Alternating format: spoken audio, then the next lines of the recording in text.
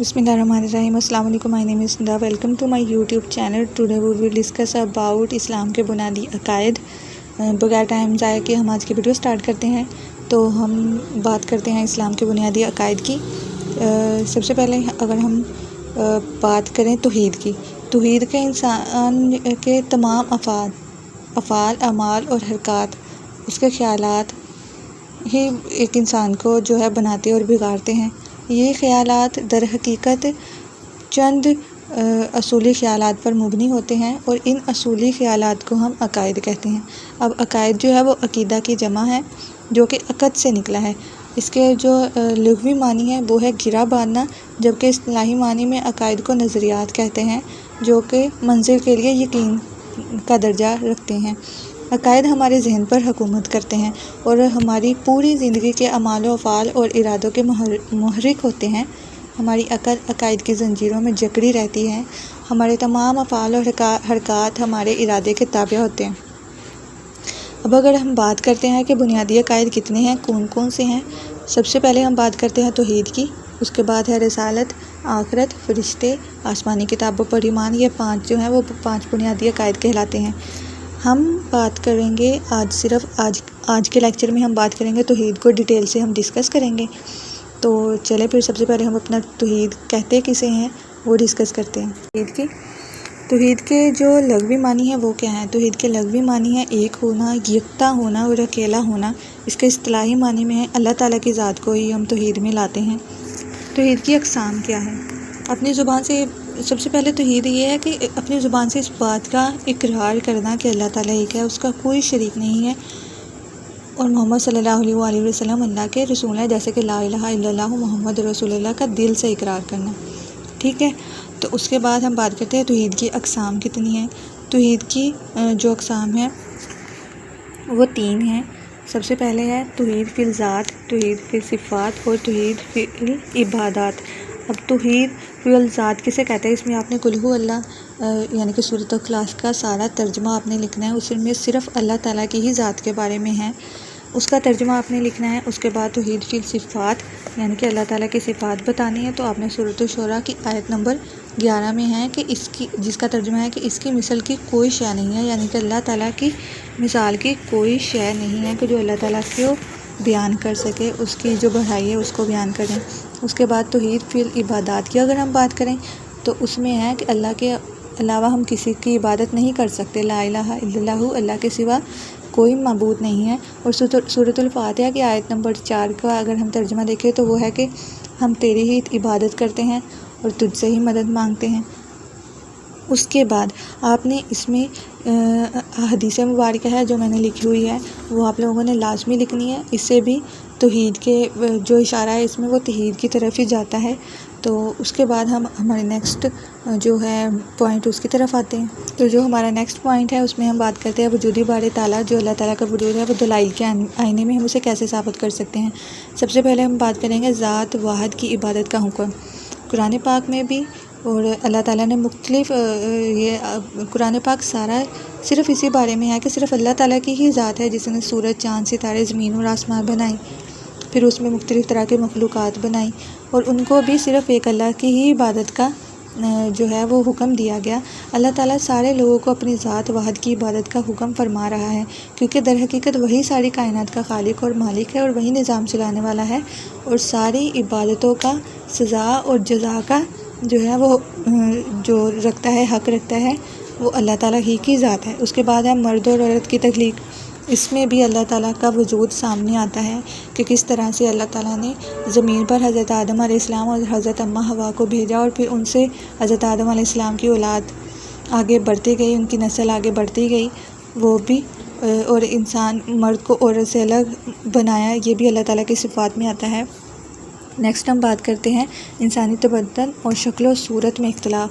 क्योंकि अल्लाह ताला ने जो इंसान की शक्ल व सूरत में इख्तलाफ रखा है, कोई एक दूसरे जैसा नहीं. अगर इस तरह से होता कि सारी कायनात एक तरह की होती तो उसमें तो सबसे जो मेन मसला होना था वो यही होना था कि गुनाह किसने किया है वही नहीं पता चलना था, सज़ा किसी और को मिल जानी थी. यानी कि अल्लाह ताला के हर काम में कोई ना कोई मसलहत छुपी होती है.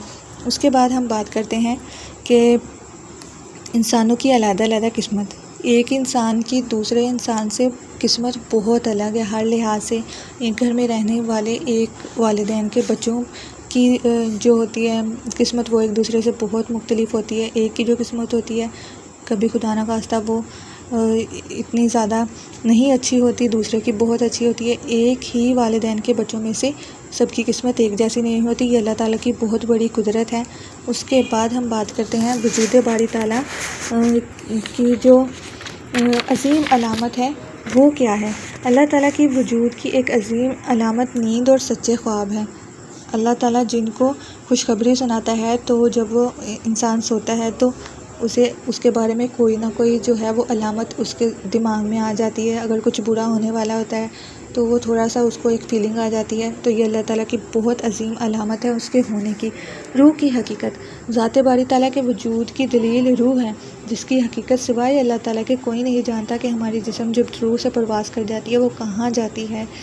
اس کے بعد جسم انسانی، اللہ تعالیٰ کے وجود کی ایک عظیم دلائل یہ ہے کہ انسانی جسم ہے جو اس کو مختلف حواس جو اعصابی نظام ہے، عقل دیا، ہاضمہ دیا ہے، ہر لحاظ سے کہ وہ کس طرح سے زندگی گزار سکتا ہے۔ ایک انسان کے جسم میں کیا کیا چیزیں ہیں، کس کس طرح سے وہ کام کرتی ہیں، وہ سارا اللہ تعالیٰ کا ہی نظام ہے۔ تخلیق انسانی، اللہ تعالیٰ نے انسان کو جس طرح سے صرف ایک خون کے لوتھڑے سے پیدا کیا، تو یہ اللہ تعالیٰ کے وجود کی جو عظیم سے بھی عظیم تر مثال ہے وہ بن کر سامنے آتی ہے۔ مردہ زمین کو زندہ کرنا، ایسی بہت سی زمینیں ہیں خدا نہ خواستہ جن میں اناج اگتا ہے، اچانک سے ان میں اناج اگنا بند ہو جاتا ہے، اور وہ زمینیں جو کہ کئی سالوں سے بنجر پڑی ہوں وہاں پر خوشحالی آ جاتی ہے۔ یہ سب اللہ تعالیٰ کی قدرت ہے۔ جانوروں کی نسل میں برکت اور بے برکتی، یہ سارے نظام جو ہیں یہ صرف اللہ تعالیٰ کے ہی کرنے کے ہیں، ان کے علاوہ کوئی کچھ نہیں کر سکتا۔ قدرت کی رنگینیاں، ایک موسم کے بعد دوسرے موسم کا آنا، پھر دن اور رات کا آنا، کئی علاقوں میں صرف سردی کا ہونا، کئی علاقوں میں صرف گرمی کا ہونا، دنیا میں کسی جگہ پر پانی کا ہونا، اس سے ٹھنڈی ہوائیں آنا، یہ سارا اللہ تعالیٰ کی جو قدرت ہے اسے بیان کرتا ہے۔ انسانی فطرت کی گواہی کہ ایک انسان کی فطرت دوسرے انسان سے کس قدر جو ہے وہ الگ ہو سکتی ہے۔ اس کے لیے جو آپ لوگوں سے میں ایک مثال آپ لوگوں سے شیئر کرنا چاہوں، ہو سکتا ہے آپ نے پہلے یہ واقعہ سنا ہو۔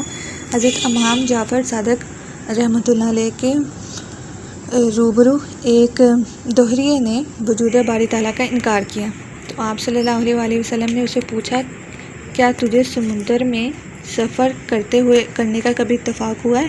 اس نے جواب دیا ہاں۔ تو وہاں پر اس میں ایسی کیا بات ہے؟ اس نے کہا۔ آپ نے پوچھا، کیا تیرے ساتھ کوئی بھی بحری حادثہ پیش آیا؟ اس نے کہا ہاں، ایک مرتبہ ایسا ہوا کہ تیز طوفان چلے، ہوائیں چلیں، ہماری کشتی کے جو گچے تھے پرخچے تھے وہ اڑ گئے۔ اب نتیجہ یہ ہوا کہ کشتی پر سوار تمام جو مسافر تھے مداحوں سمیت وہ غرق ہو گئے، ڈوب گئے۔ اتفاق سے ایک تختہ میرے ہاتھ لگ گیا اور میں طوفانی موجوں کی تلاطم خیزیوں سے بچ کر ساحل تک پہنچنے میں کامیاب ہو گیا۔ آپ نے فرمایا، تو پہلے تو تمہارا اعتماد کشتی پر تھا، پھر ملاح پر تھا، پھر تختے پر رہا۔ فرض کرو کوئی ایک تختہ بھی تمہارے ہاتھ نہ لگتا تو بچنے کی صورت ہی نہ ہوتی، تو پھر تم کیا کرتے؟ پھر تم اپنی سلامتی کی توقع کیسے کر سکتے تھے؟ اس نے کہا ہاں، میں اپنی سلامتی کی توقع کر سکتا تھا۔ آپ نے پوچھا کیسے؟ اس نے کہا کہ فرمایا کہ تم اپنی توقع صرف اسے، تو وہ کچھ نہیں بولا۔ اس نے کہا کہ میں پھر کیا کر سکتا تھا؟ میں تو کچھ بھی نہیں کر سکتا تھا۔ پھر آپ نے فرمایا حضرت امام جعفر صادق رحمۃ اللہ علیہ نے کہ وہ جس کی تم توقع رکھتے تھے کہ اگر میرے پاس وہ بھی نہ ہوتا تو مجھے کوئی بچا لیتا، وہ صرف اللہ تعالیٰ کی ذات ہے۔ صرف اللہ تعالیٰ کی ذات ہی ہے جس نے تمہیں جو تھا وہ ساحل کے کنارے تک پہنچایا۔ اس کے بعد وہ اتنا زیادہ متاثر ہوا کہ وہ مسلمان ہو گیا۔ تو اب ہم بات کرتے ہیں کہ عقیدہ توحید کے انسانی زندگی پر کیا اثرات مرتب ہوتے ہیں۔ عقیدہ توحید ایک ایسا عقیدہ ہے جس کو اپنانے سے انسان نہ صرف اس دنیا میں بلکہ آخرت میں بھی کامیابی حاصل کر سکتا ہے، اپنے رب کے زیادہ قریب ہو سکتا ہے، اپنے رب کا قرب حاصل کر سکتا ہے۔ تو ہم اس کا پہلا پوائنٹ ڈسکس کریں گے کہ شرف و عظمت۔ ٹھیک ہے، اللہ تعالیٰ نے انسان کو اشرف المخلوقات بنایا ہے، لیکن یہ صرف اور صرف اسی وقت ممکن ہے جب انسان عقیدہ توحید پر سختی سے عمل کرے۔ اس کے تحت انسان صرف اللہ تعالیٰ کی ذات سے ڈرتا رہے، اللہ کی خوشنودی حاصل کرنے کے لیے اس کے آگے ہاتھ جوڑتا رہے، اور نہ ہی وہ خوفزدہ ہوتا ہے، پھر نہ ہی اس کا جو ضمیر ہے وہ بغیر مطمئن ہوئی رہتا ہے، وہ سمجھتا ہے کہ ایسا کرنے سے اللہ تعالیٰ کے ہاں اس کے درجات بلند ہوں گے۔ اللہ تعالیٰ کے ہاں جس شخص کو عزت اور مقام مل جاتا ہے، اس کے اندر خیر و شر کی پہچان کرنے کی جو صلاحیت ہے وہ پیدا ہوتی ہے، اور اس قسم کے انسان کے قریب محرومیاں، مایوسیاں نہیں آتی۔ عقیدہ توحید پر کاربند رہنے والا شخص فکر و شعور اور عقل و فہم میں دوسروں سے بڑھ جاتا ہے۔ تو اس کے بعد ہم بات کرتے ہیں کہ جذبہ حریت کی بیداری۔ تو عقیدہ توحید کو تسلیم کرنے سے انسان بہت سے خداؤں کی عبادت سے بچ جاتا ہے اور صرف ایک اللہ کے سامنے اپنا سر جو ہے وہ سجدے میں گرا لیتا ہے، جس سے کہ جذبہ حریت پیدا ہوتا ہے۔ اور جب یہ جذبہ کسی میں اتر جائے کسی کے دل میں، تو پھر وہ کسی بھی میدان میں شکست نہیں حاصل کرتا۔ رسول اللہ صلی اللہ علیہ وآلہ وسلم نے کفار کے خلاف جو جنگیں لڑی، وہ اس کام کی بخوبی تصدیق کرتی ہیں۔ اس کے بعد ہم بات کرتے ہیں کہ عاجز و انکسار۔ عقیدہ توحید کو اپنے اندر جذب کر لینے سے انسان عاجز و انکسار بن جاتا ہے، اسے دنیا سے کوئی لینا دینا نہیں ہوتا، کسی کی برائی یا اچھائی میں، کسی کے اچھے یا برے کام سے اس کو کوئی لینا دینا نہیں ہوتا، وہ کبھی برائی کا ساتھ نہیں دے گا، اسے صرف اپنے اللہ کے ساتھ لگاؤ ہو جاتا ہے، اسے صرف عاجزی اور انکساری اس کی صرف اللہ تعالیٰ کے لیے ہو جاتی ہے، اس کا سر صرف اللہ تعالیٰ کے لیے ہی جھکتا ہے، اور ایسے ہی بندے ہیں جو کہ انعام پانے والے ہیں۔ اس کے بعد ہم بات کرتے ہیں کہ وسعت قلب نظر۔ تو جو انسان عقیدہ آخرت پر یقین رکھ لیتا ہے، تو اس کا دل اور نظر میں وسعت پیدا ہو جاتی ہے، اس کا دیکھنے کا نظریہ بدل جاتا ہے، غلط اور صحیح میں اس کو تمیز آ جاتی ہے، کوئی ایسی چیز نہیں ہوتی کہ جو کہ بری ہو اور وہ اس میں حصہ لے۔ وسعت قلب و نظر سے انسان میں صبر، برداشت، ہمت، مشکلات میں کیسا طریقہ اپنایا جائے، اس سب کا سلیقہ پیدا ہو جاتا ہے۔ اس کے بعد ہم بات کرتے ہیں دنیا سے بے نیازی۔ جب کوئی شخص اپنے دل سے اللہ تعالیٰ کی وحدانیت کو تسلیم کر لیتا ہے، تو پھر اس کے اندر دنیاوی خواہشات جنم نہیں لیتی ہیں، اس میں استقامت کا جذبہ پیدا ہوتا ہے، اور وہ مشکل سے مشکل گھڑی میں بھی خدائے عز و جل کے سوا کسی کے سامنے نہیں جھکتا، اور اس سے بے نیازی کا عنصر نمایاں ہوتا ہے۔ اس کے بعد ہم بات کرتے ہیں صبر و توکل کی۔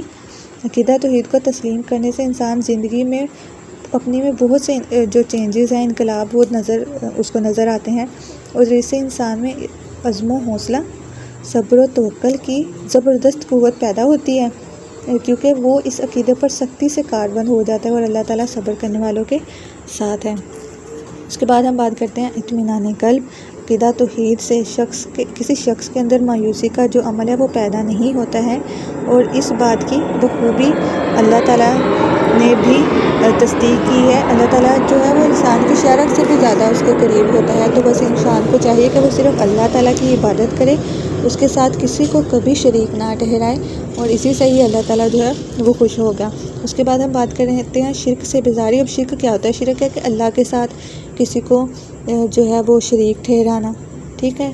جو شرک کی اقسام ہیں وہ بھی یہی ہیں کہ شرک عبادات، اور شرک فی جو ہے صفات، شرک فی ذات، کہ اللہ تعالیٰ کی ذات میں کسی کو شریک ٹھہرانا، اللہ تعالیٰ کی جو صفات ہیں اس میں، اللہ تعالیٰ کی عبادات میں کسی کو شریک ٹھہرانا، یہ شرک اور اس کی اقسام ہیں۔ تو جو اللہ تعالیٰ کے سے عقیدہ توحید جس کے دل میں پکا ہو جاتا ہے، تو اس کو شرک سے بیزاری ہو جاتی ہے، وہ کبھی اللہ کے سوا کسی پر کی عبادت نہیں کرے گا، اور اس پر ثابت قدم ہو کر چلے گا، اور بے شک اللہ تعالیٰ ثابت قدم رہنے والوں کے ساتھ ہے۔ اور یہ ایک سورۃ لقمان کی آیت نمبر 13 ہے، جس میں وضاحت کر دی گئی ہے کہ بلا شبہ شرک عظیم ترین ظلم ہے۔ تو ہم نیکسٹ بات کرتے ہیں توحید کے فوائد کے۔ ایک انسان جو عقیدہ توحید پر یقین رکھتا ہے تو اس کے لیے کیا کیا فوائد ہیں۔ سب سے پہلے ہم بات کرتے ہیں کہ اللہ تعالیٰ کے فضل و کرم اور رحمت پر خوشی ہوتی ہے ایک انسان کو۔ اس کے بعد ہم بات کرتے ہیں اللہ تعالیٰ کا خوف اور ڈر۔ اللہ تعالیٰ کا خوف اس وقت اور زیادہ ہوگا اور زیادہ راہ نجات ہوگا جب انسان یہ یقین کر لے گا کہ نادانی میں بھی اس نے کوئی ایسی بات نہیں کرنی جو اللہ تعالیٰ کی شایان شان نہ ہو۔ بسا اوقات انسان کے منہ سے نکلا ہوا ایک لفظ اسے کفر تک پہنچا دیتا ہے۔ اس سلسلے میں خاص طور پر حضرت موسیٰ علیہ السلام کی قوم کا واقعہ سامنے رکھیں کہ انہوں نے علم و فضل اور صلاح و تقویٰ کے باوجود موسیٰ علیہ السلام سے مطالبہ کیا کہ جیسے کہ سورۃ الاعراف کی آیت نمبر 138 میں ارشاد باری تعالیٰ ہے کہ جس کا ترجمہ ہے کہ اے موسیٰ علیہ السلام، جیسے ان لوگوں کے پاس معبود ہے ایسے ہی ایک معبود ہمیں بھی بنا کر دو۔ اس کے بعد ہم بات کرتے ہیں اللہ تعالیٰ کے فضل و رحمت پر بھی انسان کو خوشی ہی ہوتی ہے۔ جب اللہ تعالیٰ کسی چیز سے نوازتا ہے تو اللہ تعالیٰ بھی انہی کو نوازتا ہے جو اللہ تعالیٰ پر پختہ دل سے یقین رکھتے ہیں۔ نیکسٹ ہمارا جو پوائنٹ ہے وہ ڈسکس کرنے کے لیے ہے کہ عقیدہ توحید پر پختگی لانے والے جو لوازمات ہیں وہ کون سے ہیں۔ ہدایت کی دعا سب سے پہلا ہے۔ عقیدہ توحید میں پختگی لانے سے اللہ تعالیٰ سے ہدایت کی دعا کرتے رہنا چاہیے، جیسا کہ سورۃ الفاتحہ کی آیت نمبر 5 میں ارشاد باری تعالیٰ ہے، چلا ہم کو سیدھے راستے پر، راستہ ان کا جن پر تو نے اپنا انعام کیا۔ نیکسٹ ہمارا پوائنٹ ہے علم جو ہے وہ سیکھنا۔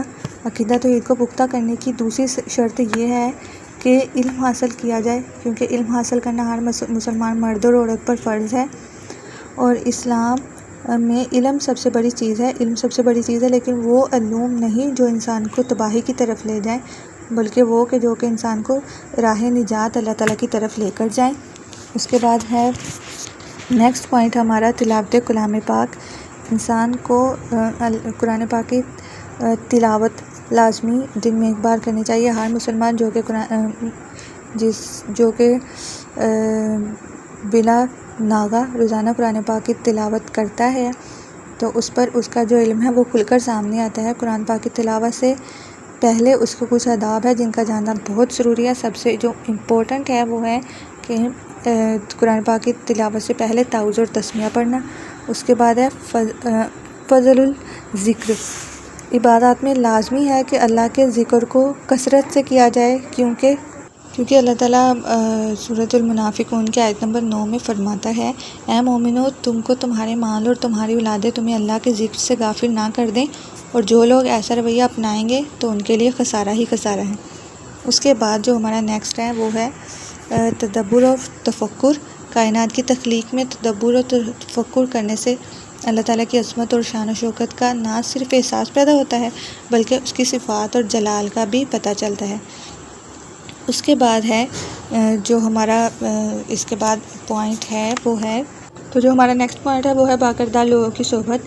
اللہ کے نزدیک اللہ کے نیک بندوں کی صحبت میں بیٹھنا قاری ثواب ہے، کیونکہ وہ لوگ نماز پڑھتے ہیں، زکوٰۃ دیتے ہیں، قرآن و سنت کو زیادہ سمجھتے ہیں، شریعت کو زیادہ سمجھتے ہیں، تو ان کی صحبت میں بیٹھنے سے انسان ہمیشہ اپنے آپ کو فائدے میں ہی پائے گا، فائدہ ہی محسوس کرے گا۔ اس کے بعد ہمارا جو لاسٹ پوائنٹ ہے ڈسکس کرنے کے لیے وہ ہے عقیدہ توحید کے اجتماعی زندگی پر۔ پہلے انسانی زندگی پر تھے، پھر اجتماعی زندگی پر کیا اثرات عقیدہ توحید کے مرتب ہوتے ہیں وہ دیکھتے ہیں۔ سب سے پہلے ہے رسالت پر یقین، ٹھیک ہے۔ توحید کے بعد رسالت کا درجہ آتا ہے، جو کہ ہم نیکسٹ پوائنٹ پہ پڑھیں گے۔ رسالت کو ہم پورا ڈسکس کریں گے، جیسے کہ میں نے آج آپ کو توحید کے بارے میں بتایا ویسے ہی انبیاء اور رسول صلی اللہ علیہ وآلہ وسلم احکام میں الہی کی تبلیغ کرتے ہیں اور لوگوں کو نیکی کا راستہ دکھاتے ہیں۔ تعلیمات اور جو اسلام کی ہوتی ہیں اور تاریخی اسلام کا مطالعہ ہمیں یہ بتاتا ہے کہ جب مسلمانوں نے اپنے قول و فعل سے توحید اور رسالت کی گواہی دی اور شریعت اسلامیہ کی پیروی کی تو اس کے اثرات اجتماعی زندگی پر بھی پڑے، یعنی کہ سب پر ہی اس کے اثرات تھے۔ اس کے بعد ہم دیکھتے ہیں کہ مساوات کا درس۔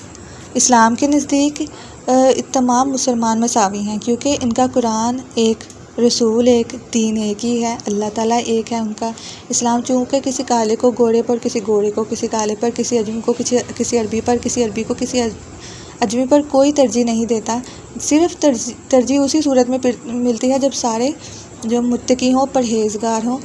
تو اپنی صلاحیتوں کو بروئے کار لاتے ہوئے آپ نے عقیدہ توحید پر عمل کرنا ہے، جس سے معاشرے میں اجتماعی اثرات مرتب ہوں گے۔ استحکام امن، اسلام سلامتی، امن اور بھلائی کا دین ہے۔ تو یہ بس اسی بات کی طرف انسان کو راغب کرتا ہے جس سے ایسے حالات پیدا ہوں جس سے باہمی محبت پیدا ہو، بھائی چارہ پیدا ہو، معاشرے میں استحکام ہو، نہ کہ لڑائیاں ہوں، جھگڑے ہوں، گھریلو زندگی۔ گھریلو زندگی بھی ایک مختصر اجتماعی زندگی کا نام ہے اور اس سے بڑے بڑے معاشرے کی بنیاد پڑتی ہے۔ اس ماحول میں سب سے زیادہ مہر و محبت کی ضرورت ہوتی ہے۔ انسانی زندگی کے مختلف ادوار یہیں سے شروع ہو کر یہی ختم ہو جاتے ہیں۔ جب گھر کا ماحول خوش بختی اور آسائش و آرام والا ہوگا تو گھر والوں کی زندگی پر بھی قلبی لگاؤ، خلوص، سکون، اطمینان کا سایہ رہتا ہے۔ یعنی خاندانی افراد کے روحانی اور اخلاقی اقدار جتنے بھی مستحکم ہوں گے، اجتماعی جو زندگی بھی اتنی ہی سعادت اور خوش بختی کا باعث ہوگی۔ فکری اتحاد لاسٹ والا پوائنٹ ہے کہ انفرادی اور اجتماعی زندگی کے لیے جن اصولوں کی ضرورت ہوتی ہے ان میں فکری اتحاد کو بہت اہمیت حاصل ہے۔ سورۃ آل عمران میں فرمایا ہے اللہ تعالیٰ نے کہ بلا شبہ دین اللہ کے نزدیک صرف اسلام ہے، ان کے اللہ کا پسندیدہ دین صرف اسلام ہے، اور اہل کتاب نے جو اختلاف کیا نعوذ باللہ کہ اسلام کو باطل کہا، تو ایسی حالت کے بعد ان کو دلیل پہنچ چکی تھی محض ایک دوسرے سے بڑھنے کی کوشش کے سبب۔ ٹھیک ہے، انہوں نے ایک دوسرے کو برباد کر لیا۔ لاسٹ پہ ہم بات کرتے ہیں حاصل کلام کی۔ حاصل کلام لکھنا بہت ضروری ہے، جیسے کہ میں نے آپ کو بتایا تھا، اس کے الگ سے پوائنٹ ملتے ہیں۔ میں نے آپ کے حاصل کلام کے لیے لاسٹ پہ ایک چھوٹا سا جو شعر ہے وہ میں نے رکھا ہے، وہ آپ نے حاصل کلام میں لکھنا ہے، جس میں کہ آپ نے کوسچن میں جو پوائنٹ لکھے ہیں ان کو تھوڑا سا ڈسکرائب کرنا ہے، 5 سے 6 لائنوں کا پیراگراف بنا کے لاسٹ پہ آپ نے یہ والا جو شعر ہے وہ لکھنا ہے۔ سوری، مجھے لگتا ہے آپ کو صحیح سے سمجھ نہیں آئے گی، اس لیے میں آپ کو پڑھ کے سنا دیتی ہوں۔ فرد قائم ربط ملت سے ہے تنہا کچھ نہیں، موج ہے دریا میں اور بیرون دریا کچھ نہیں۔ دوبارہ ہے کہ فرد قائم ربط ملت سے ہے تنہا کچھ نہیں، موج ہے دریا میں اور بیرون دریا کچھ نہیں۔ تو یہ تھا اسلام کے بنیادی عقائد میں سے صرف توحید کے بارے میں یہ لیکچر تھا۔ امید ہے آپ کو اچھا لگا ہوگا، سمجھ آئی ہوگی۔ اگر کسی بھی طرح کا کوئی کوسچن ہے تو مجھ سے کمنٹ باکس میں لازمی پوچھیں، اور اگر ویڈیو اچھی لگے گا تو اس کو لائک کریں، چینل کو لازمی سبسکرائب کریں۔ تو ملتے ہیں ہم اپنی نیکسٹ ویڈیو میں، جو کہ رسالت سے متعلق ہوگی۔ رسالت کے بارے میں آپ کو سارا انفارمیشن ملے گی اس میں۔ تو تب تک کے لیے اپنا بہت سا خیال رکھیں، خوش رہیں، آباد رہیں، اور دعا میں یاد رکھیں ہمیں۔ خدا حافظ۔